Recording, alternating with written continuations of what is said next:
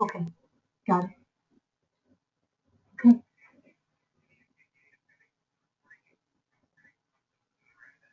Okay, got it. Okay, we're going to go ahead and get started. Thank you. Okay, bye. Okay, everybody, thank you for your patience. I just had to get a refresher and starting to record the webinar, but we're going to go ahead and get started. Welcome to Stop Puppy Mills, Ending Sales in Local Pet Shops. My name is Jill Fritz. I'm the Michigan Senior State Director for the Humane Society of the United States. And our other presenter today will be Samuel Wolbert, who is a legislative attorney and a member of Michigan Friends of Companion Animals. And you can see the other members of Michigan Friends of Companion Animals on the screen there as well, who will be presenters in future webinars. During the webinar today, let's hold our questions until the end. You'll see on the right side of your screen in a toolbar that you can type in questions into the questions section or in the chat bar that we can answer for you at the end of the webinar. And also during the webinar, we will have your microphones muted so we can cut down on background noise. But at the end, during the questions phase, you'll see a little icon with a hand on it that you can click on to raise your hand. And if we see that, then we can unmute your microphone and you can ask questions that everybody can hear that way as well. This webinar will be recorded and a link will be posted at a later date, so you can, if you miss out on this one, you can go back and watch the webinar at your own convenience. Today we're going to provide an overview of the problems associated with selling animals in retail pet stores, and we'll provide step-by-step instructions on how you can approach stores to transition to a humane model and pass this model ordinance. And it's an ordinance that was approved recently by the Macomb County Commission by a resolution. Actually, earlier this month, they approved this model ordinance for use. You can see the URL for Michigan Friends of Companion Animals website on your screen there. And it includes a page dedicated to the Humane Pet Acquisition Proposal, the model ordinance itself, templates for letters to the editor, etc., frequently asked questions, how to take action, and much, much more right there on that website that you can see there. The purpose of the ordinance itself is to protect animals, to protect consumers, and to encourage responsible pet adoption by families. Incidentally, on your screen, as you can see in the top photo there, that was taken by the Elkhart County, Indiana zoning department, and it shows a breeder with nearly 200 adult dogs that had repeat violations of the Federal Animal Welfare Act related to veterinary care. He sold dogs directly to the Family Puppy, which is Michigan's largest puppy retailer. So that's just an example of what we're talking about as far as these puppy mills supplying pet stores in Michigan. Problems with pet store puppies, this is just a small example of some of them. Due to overbreeding and inbreeding, puppies sold at pet stores can have all sorts of illnesses and genetic defects, just a sample on your screen there. Many of these items noted are contagious to humans. In 2013, 15% of the puppies shipped to the Family Puppy in Michigan, that's 144 puppies, had serious and costly medical issues. Ill and genetically defective puppies can cost their new owners hundreds or even thousands of dollars in veterinary care. Responsible breeders do not sell to pet stores. On your screen, you can see an example of a code of ethics from one breeding organization, the United Kennel Club. I'll be discriminating in the sale of my puppies and concerned with the types of homes in which they're placed. My puppies will not be sold to dog wholesalers or retailers. Good breeders have waiting lists, and they never have a surplus of puppies. They take pride in their work, and they want to know where their puppies are being placed so they can rehome them if there are any problems. Most pet stores order puppies from a broker or a wholesale dealer who works with various breeders.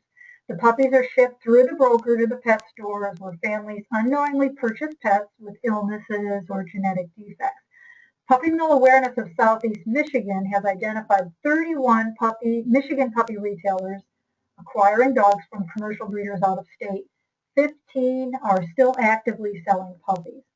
Most families would never purchase directly from facilities like these with over 200 dogs or more because the standards are so far below what any person would consider to be acceptable for a dog breeder. So problems with some of the animals that we're talking about that would be covered under this ordinance. First, pet store kittens. Many pet stores get their kittens from people getting rid of accidental litters or from unlicensed breeders. There are only 58 USDA licensed catteries in the United States, most of them in the Midwest states. Missouri, no surprise, has the most licensed catteries in the country. There are no USDA licensed cat breeders in Michigan. Bad breeders keep them in sheds or basements or in a room in a home where they might be unnoticed by inspectors. Because again, USDA licensing requires that these facilities are inspected at least once a year. So they're similar to puppy mills, and they can receive minimal veterinary care, quality food, housing, or socialization. Pet store rabbits. And this is a rabbit breeder on your screen in Illinois, or I'm sorry, in Minnesota, where 131 rabbits were seized in substandard conditions a few years ago.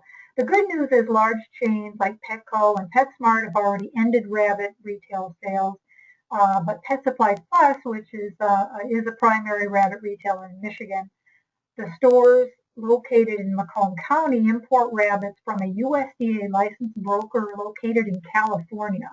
If you can imagine that kind of a distance to transport animals.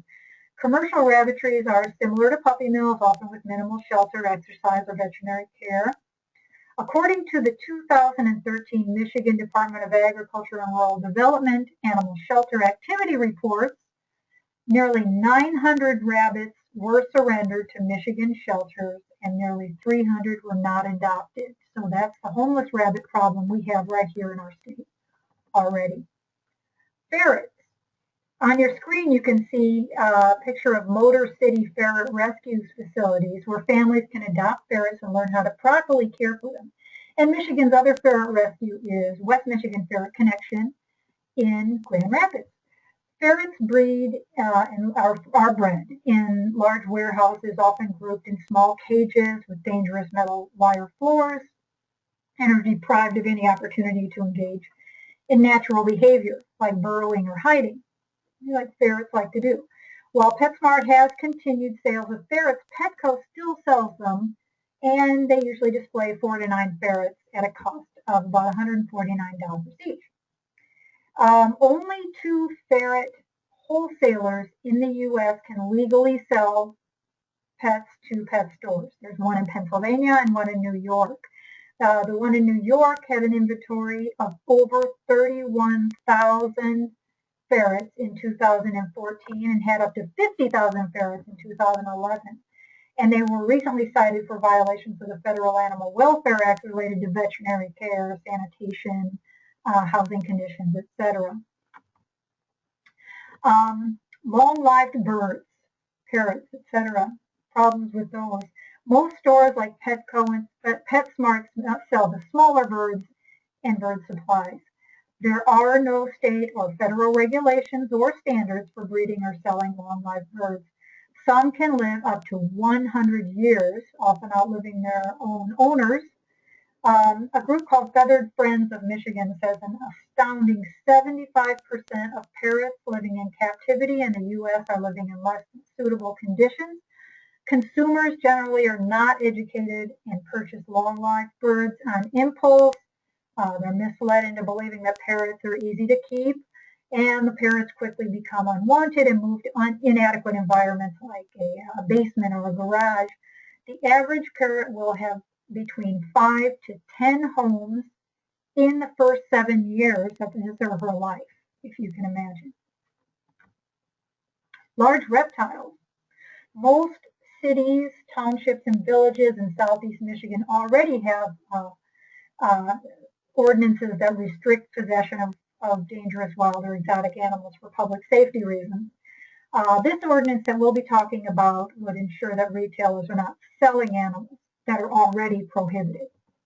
Dangerous animals can cause law enforcement challenges during rescues or removals and put families and neighbors at risk. And even the Nile monitors can reach 8 feet long, and they have well-developed claws and powerful jaws that can cause serious injury. And constrictor snakes like boas, pythons, anacondas can be 8 feet long or larger and are capable of killing a person.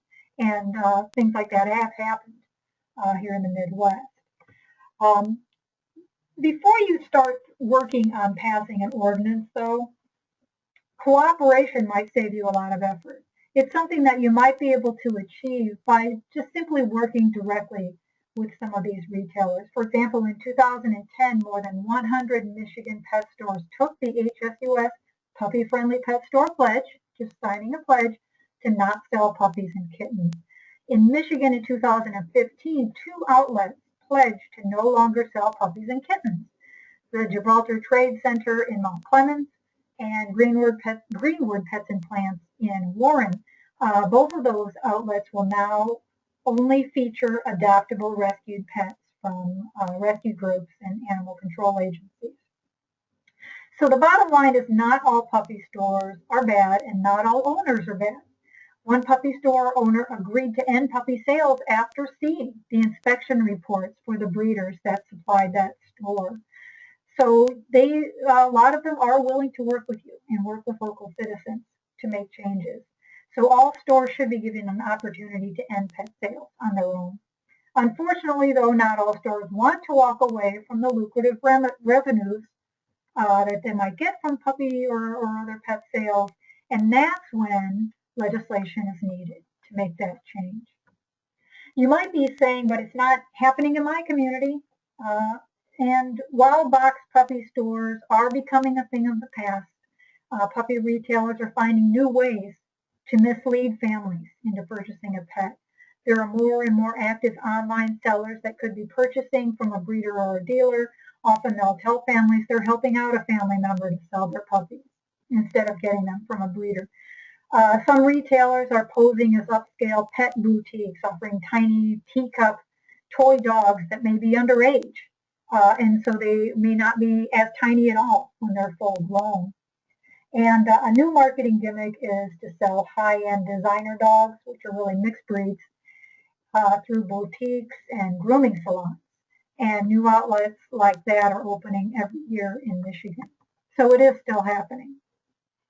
Here's a breakdown of the pet retail ordinance that we're talking about today. First, they have to comply with federal, state, and local laws that are already on the books. They have to be written in a way that meshes with the existing code in that local government. The findings section of the ordinance includes shelter statistics. It describes customers that have purchased sick animals from pet stores, and it shows how this ordinance will fix those problems. The definition of terms section includes important definitions like what is a pet store, because you don't want to accidentally ban a store like PetSmart from holding adoption events, for example. The prohibited section can vary. We'll go into that in a little more detail later on. And the penalty section will include who will enforce the ordinance and what the penalties will be. And there's a phase-in period that you can work into it as well to allow stores to find homes for animals that they have, and also to close out any contracts that they might have with franchises that own their store. These are the groups that so far support the Michigan Humane Pet Acquisition Ordinance. You can see an example of different organizations, local and national, covering all sorts of different animals that support this ordinance. A little more details on the prohibited section of the ordinance. It includes not only restrictions on the types of animals sold, but also restricts roadside sales and off-site retails as well. It includes a requirement for a certificate of origin for the remaining small animals that are still allowed to be sold, chinchillas, etc. The model ordinance was developed using language from other cities that have passed similar restrictions. So those include Austin, Texas, Glendale, California, the city of East Providence in Rhode Island. The East Providence ordinance restricting the sale of dogs produced in commercial large-scale puppy mills was upheld by the federal U.S. District Court in 2015. So that provided an important legal precedent in the national effort to crack down on abusive puppy mills. Key language from that ordinance, which again was upheld by a federal court, was included in this Humane Pet Acquisition Model Ordinance. The Macomb County Corporate Council approved the final version of the ordinance to be used in Macomb County and other communities, and as I mentioned, the Macomb County Commission also approved this version of the ordinance recently as well. So just to be clear, this is what we mean by retail sale of pets. They are being bred and brokered and supplied to some type of retail outlet for resale. Exemptions in the ordinance, it excludes breeders selling directly to individuals, animal shelters, zoos, and nonprofit animal rescues. But we do believe strongly that families should be able to see where the animals are bred. So our implementation guide with much more detail will soon be posted on our Michigan Friends of Companion Animals website, and it includes step-by-step instructions for passing the Humane Pet Acquisition Ordinance. So you'll have much more detail on everything that you need and more research and everything to help pass an ordinance in your community. And with that, I'm going to hand it over to Samuel Wolbert, who will be going into more details about what you can do to get this done. So, Samuel. Thank you, Jill.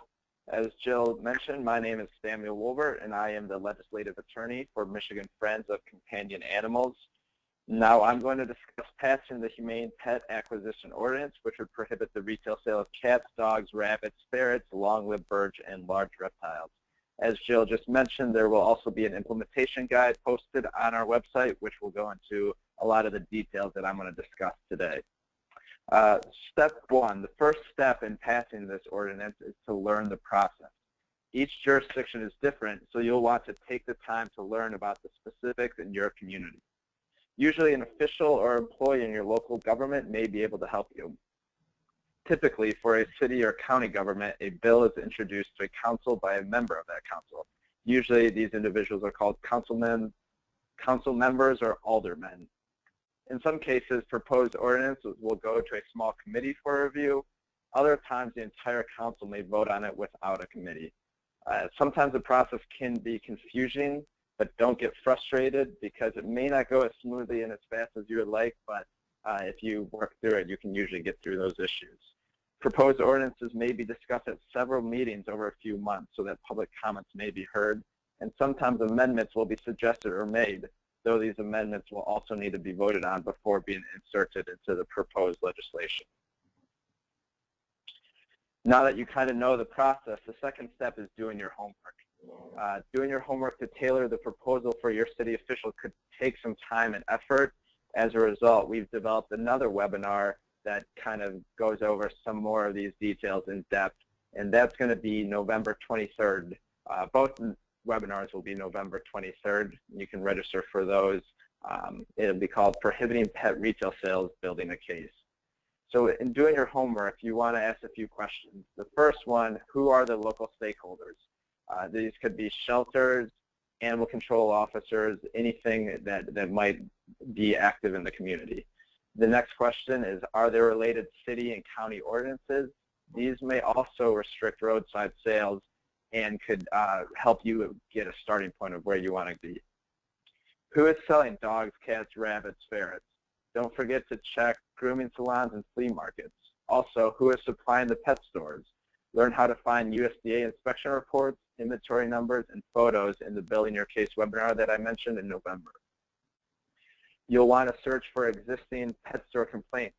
You could do this on Google reviews, Yahoo reviews, Yelp reviews, anything online that you could find. Municipal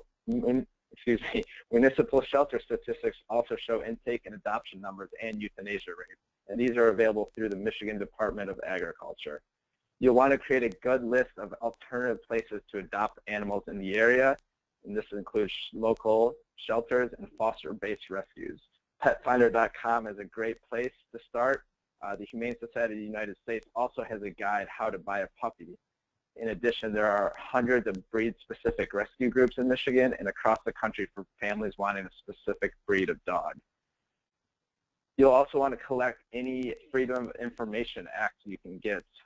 You can submit a FOIA request simply through an email or letter. You'll want to include exactly what you're looking for in the time frame to avoid delay in cost. And if you have any questions about this, we do provide some sample templates on how to get those FOIA requests out there. Now that you've kind of done your homework, learned the process, it's time to build your case. Once again, building your case materials will be covered during that November 23rd webinar. If you can't make it that day, it will be recorded. When building your case, you'll want to show why community needs this ordinance, and you'll have specific information related to your city, county, or pet stores and shelters. Eventually, you'll want to condense your findings to a 2 to 3 minute speech. And on our website, we do have some testimony from the Macomb County Commissioners this past spring. Each animal was covered within 3-minute speeches. There's also a frequently asked questions document that can be downloaded from our website, and it's currently tailored for Macomb County, though it can easily be updated for your community leaders with your county or city information in it. As Jill mentioned earlier, cooperation is better than legislation. Working with the opposition, meeting directly with pet stores could save a lot of time and money. Not all pet stores are bad, and not all their owners are bad. There are many common opposition arguments, some prepared by the pet industry and others come from the decision makers, so you'll want to be prepared for some of these issues. One argument is that some pet stores do work with good local breeders. As Jill mentioned earlier, responsible dog breeders belong to local breed clubs, which normally have a code of ethics that does not allow sales to puppy stores. Good breeders have waiting lists and never a surplus of puppies. They take pride in their work and want to know where the puppies are being placed so they can rehome them if there are any problems. You'll also hear, why don't you raise the standards of the breeders instead? This is true. The need to raise standards of care that govern commercial breeding operations is indisputable. And we do fully support laws to impose higher care standards and more strictly regulate, monitor, and police high-volume breeders. But these types of laws are a long and difficult process to pass.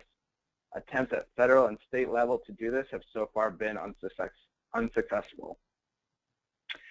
Senator Beda from Warren recently introduced a large-scale commercial breeder registration bill, again for the 2015-2016 legislative session. But the reason why we work in the municipal ordinances is because these prohibit retail sales an efficient and important step and is more easily implemented. As pet stores are the primary sales outlet for substandard breeders, limiting the sales outlet will stop many of those breeders from existing. Another argument you'll often hear is that we are business friendly and do not want to shut down any businesses. And we don't want to shut down any businesses either. We strongly support humanely run pet stores. In 2014, the pet store industry was a $58 billion industry. Over $42 billion of that total was spent on pet food, supplies, over-the-counter medicine, and services like grooming and boarding. There's only $2.19 billion spent on live animal purchases. So what this tells us is that pet stores do not have to sell dogs and cats to be successful, and those that do are definitely in the minority. Pet stores, both independently owned and chain stores, primarily earn profit through focusing their business model on the offering of pet services and products like food, toys, grooming, and boarding. In addition, the cost to the community is far greater than the profits collected from selling ill-bred puppies. Unsuspecting families are making spontaneous purchases of poorly bred animals, resulting in expensive veterinary bills. Also, sometimes communities have to pay when these animals have to get rehomed. The city of Warren, for example, spent over $20,000 on animal impound and veterinary care for just one pet store seizure in 2013, which included over 200 animals. In working with these ordinances, you'll want to know your opposition groups. The first are pet shops. Pet shops have attended city council meetings claiming they work with reputable breeders and are trying to improve the industry. There's also the Pet Industry Joint Advisory Council, or PJAC. This is the trade association that covers all things to do with the commercial sale of all pets. The Hunt Corporation is the nation's largest puppy broker and developed talking points for the pet stores. And finally, the Missouri Breeder Association has been actively opposing Cook County, Illinois retail ban ordinances. We don't know which one of these organizations, if any, would show up as opposition, but they are the ones that are out there.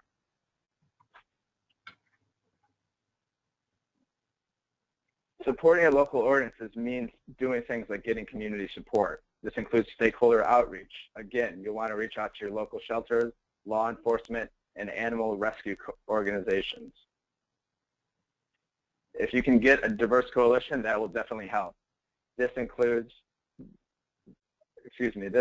a diverse coalition will show your elected officials that a significant portion of the community supports your efforts.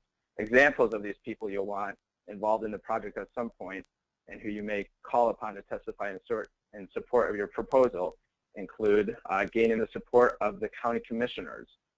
County commissioners are very important because they can help pass the ordinance in local communities and can pass resolutions urging cities to pass the ordinance locally. Resolutions help because they're usually a one-page document outlining the problems, and they have the formal signatures of support of the county commissioners. They are not binding as well, so they're a little bit easier to get passed. And once again, we'll cover more of this in the Building Your Case webinar in November. Supporting a local ordinance also means doing things like testifying at council meetings, contacting council members, and informing others about the ordinance. Even in big cities, it can be common for very few people to get involved in local government. This means that a small group of people are changing laws and policies, so getting active in community support can make or break the legislation you're trying to pass.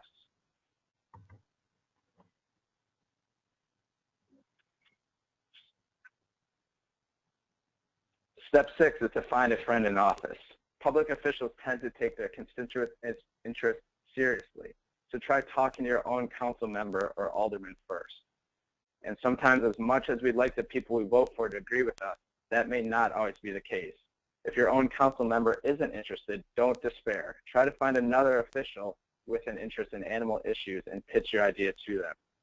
Oftentimes, your local animal control bureau or nonprofit Humane Society can point you toward a sympathetic decision maker. They may have been working with the council on other issues for years and would have a better idea of how to get things done.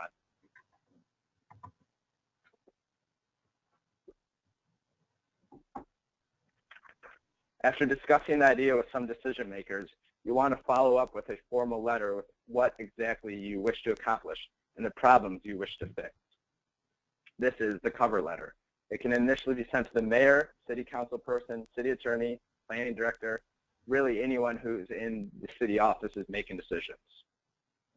In the cover letter, you'll want to add details specific to the city or nearby city. And you'll also include the ask. Ask your mayor for a study group or meeting with the city attorney to review an example ordinance for consideration. As a pro tip, deliver the cover letter in person and ask for a meeting. Oftentimes they are available and have an open door policy. During this meeting, you'll definitely want to bring back your documents.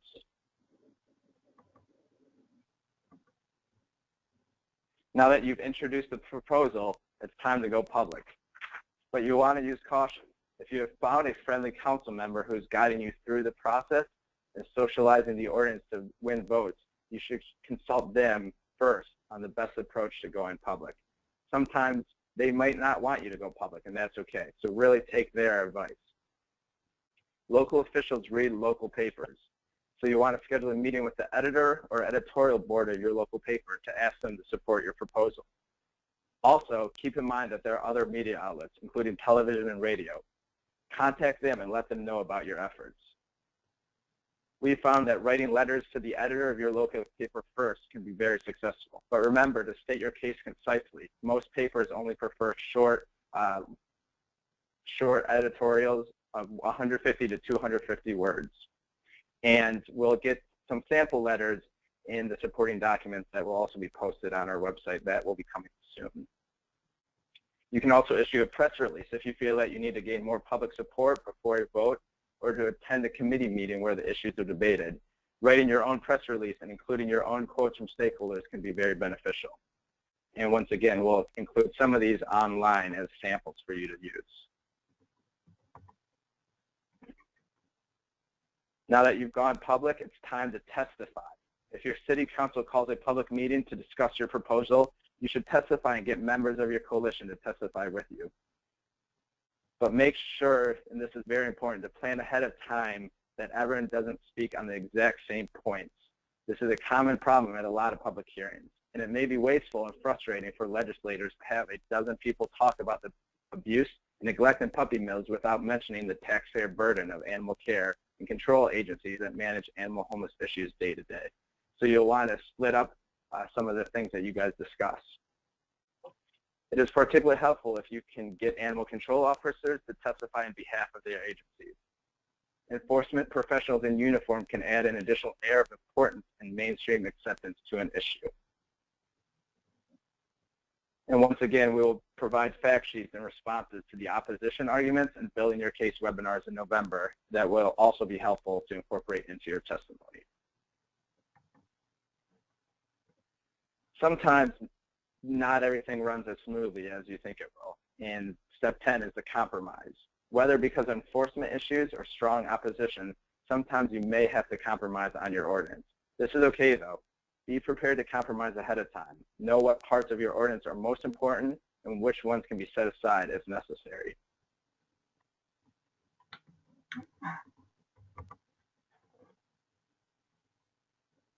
Now that you've won at the public hearing, you've completed a great accomplishment. So be proud of all your hard work.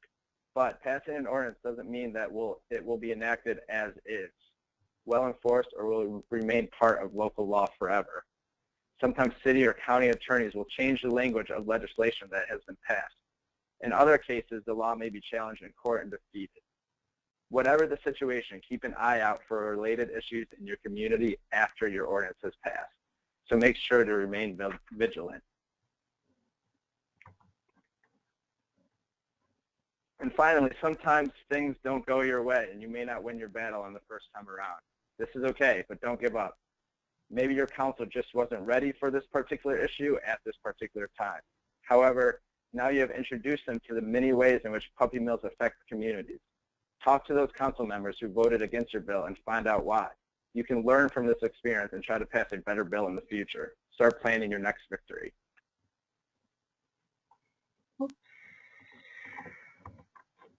And we do have some resources available online, as I mentioned earlier. Some of these are the Model Michigan Ordinance. You can also see the Macomb County Commissioner Resolution and template, as well as frequently asked questions and fact sheets for each animal.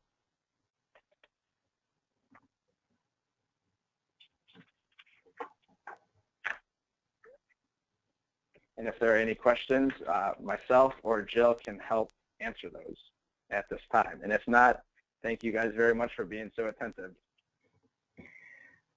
Okay, it looks like we don't have any questions at this time, so we may be able to wrap up pretty early here with the webinar.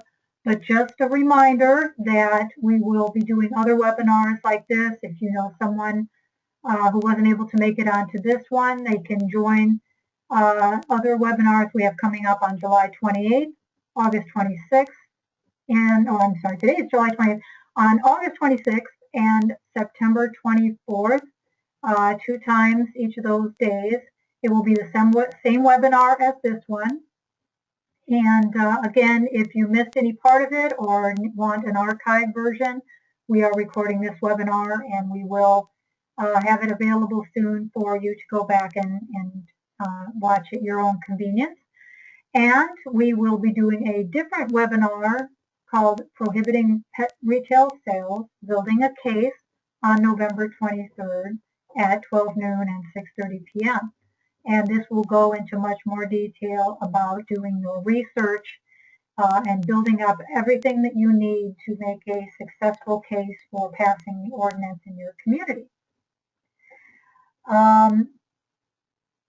I will be also, Jill Fritz, I will be providing a similar workshop on this called How to Pass a Local Animal Protection Ordinance at the October Great Lakes Animal Welfare Conference, which will be in Battle Creek, October 19th and 20th at the Firekeepers Casino. So if you will be at that conference, and registration will be coming soon through MPAW, Michigan Partnership for Animal Welfare website. If you will be at that conference, then please do stop into my workshop on passing a local ordinance at that time too. I'll be covering this topic and other animal-related local ordinances that have passed in the Midwest and around the country. So unless we have any additional questions, I think we will go ahead and wrap it up for now. But thank you so much for joining us. And if you weren't able to get everything here, check back for the website archive that you can listen to at your own convenience in the future. So thank you everybody very much, and we will be talking again soon. Thank you all. Take care. Okay.